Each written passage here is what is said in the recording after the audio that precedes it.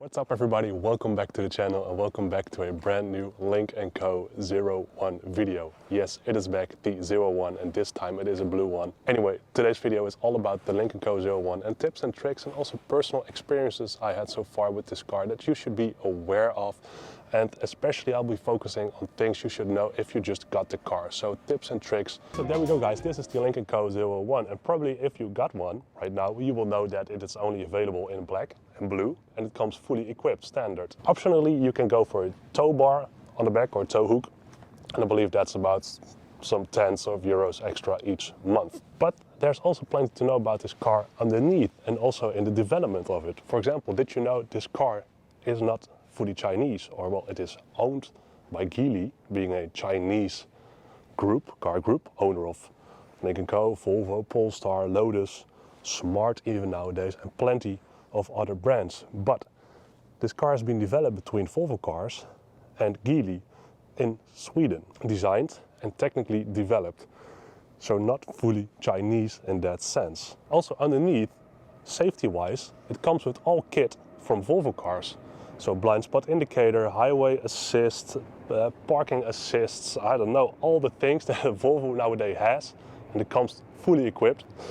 This car also has, so it's very safe. And also safety design wise, this car has an NCAP crash test score we have here in the European Union of 5 stars back in 2021, I gotta say. But anyway, it's very safe. It's a very solid and nice car to have in that sense. It's a bit of a Volvo heritage in this car. Also underneath, drivetrain, this is a plug-in hybrid car, of course. That means you got a battery motor and a petrol engine. Normally you would say that you have a electric all-wheel drive system with that. So for example, up front the petrol engine and in the back the battery motor. But in this one, similar to the Volvo Cars T4, T5 twin engine, it's both on the front wheels of this car. So that means you get 260 horsepower on the front wheels of this car.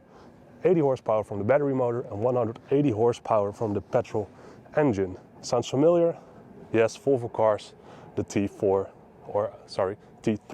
1.5 liter, 3-cylinder turbocharged engine.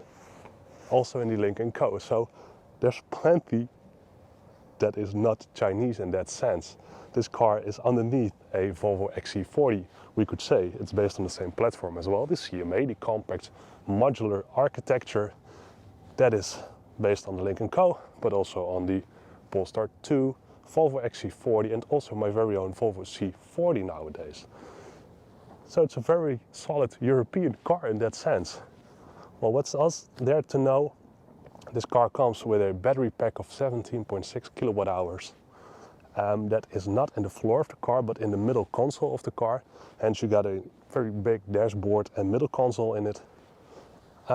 Usable about 14 kilowatt hours, and that means you can drive up to 70 electric kilometers with this car. I did a test of it last summer and it was very impressive, gotta say. Make sure you check it out, and we'll also be making a winter E-range test this weekend as well, so stay tuned for that. Is there anything else to know? Yes, a couple of tips and tricks regarding options and certain features in and around the car, so I'm gonna grab the camera and take you guys around. So the first tip I've got for you guys has to do with the tailgate of this car, because I got a couple of questions if you can set the height, the max height of the tailgate. And I can tell you, yes, you can. By the way, very spacious, nice boot. But over here, we got 2 buttons. Just one to close and also immediately lock the car. But what we do is we press it once and we let it go to a certain height. For example, over here, press it again to stop it. Now, keep this one pressed for a couple of seconds. And you will hear that beep. That means the car has registered this height now as the new height, max height, to open up the tailgate. Very cool, right? Then you can simply press it again. It will close. Also very nice looking rear of the Lynk&Co 01. A bit of a fan, as you notice. Anyway, let's open it up again, and then you will see that it will stop at the max height I have set. So keep that in mind. Very usable. If you want to turn it back all the way again, just push it, not too hard. There we go. Then press it again. and the car will remember this one from now on. Let's close it again. I have been struggling with myself as well, and it has to do with this button over here, the one how to open up the petrol tank on the right side so that you can fill it up, the lid so to say, and also the charging port here on the left side of the car. Keep in mind that if you keep it pressed, the charging port on the left side over here will open up. There you go. And if you press it once, the lid of the petrol tank, or whatever you want to call it, will unlock. But do note that you will still need to press it yourself to open it. So if you're trying to fill up and you're like over here, like, hey, I pressed it, why isn't it opening? Keep in mind, you need to press it yourself as well. Happened to me a couple of times, so just make sure it won't happen to you because you look a bit silly. Then also a very nice tip for especially the summer. For example, if you have parked a car out in the sun all day at, let's say, the beach, I cannot wait for that. You can like air the car already a little bit in advance whilst walking up to the car. And you do so by pressing the unlock button of the car, and that will cause the windows or trigger the windows to open up, as you can see, and let the first heat out of the cabin. Very useful. You can also do it the other way around. Press the lock button for a couple of seconds and you will see that the windows will close again. Pretty cool, right? Next tip, I went into the cabin of the car, which is lovely and very warm at this moment with the nice sun. Anyway, if you want to make the most kilometers electric, that is, with your Lynk&Co, make sure to put the drive mode up here, toggle it once, into pure. That is the mode that the car will be the most efficient, so to say. So you get the most electric kilometers out of it, and you will also see that immediately in the range estimation, electric range estimation in the display. If you want to optimize it even more, you can, for example, do that over here. And that is because if you want to use electric kilometers and be very efficient with it, you need to limit the electric use of the car on other sides. So, for example, turn off the AC and put the Eco climate mode on of the car. Also, for example, turn off the heated seats and put the temperature of the car to 19. That way you can optimize the electric range of the car and get the most out of them. So my next advice to you is to get the most out of the infotainment system. And that is in the sense that you are logged into it and also connected to the system. For example, with your Lynk&Co you also get a profile. Make sure you are logged into it. As you can see, I am over here, nice Volvo XC60. In that sense, you can take your profile from Lynk&Co to Lynk&Co and it will remember your preferred settings. For example, this is not my 01, but I got into it, I logged into my Lynk&Co account and immediately the car recognized my preferred settings. I got this nice purple theme I prefer, and also, for example, the seat immediately went into my preferred setting. So make sure you check that out and also are always logged in and also connected to your key. Then there's also wireless Apple CarPlay and Android Auto. Make sure you also are connected to that if you like to use it. I would like to recommend it as well. The Apple CarPlay system is a charm to have, especially on this nice wide big screen. Works very well, and yeah, you know, check it out. I would recommend it. Then there's a nice symbol over here, as you can see. Let's hope if we can focus. Yes, there we go. That is the automatic rain sensor. So that basically means that the wipers will go the automatic speed according to, well, the amount of rain.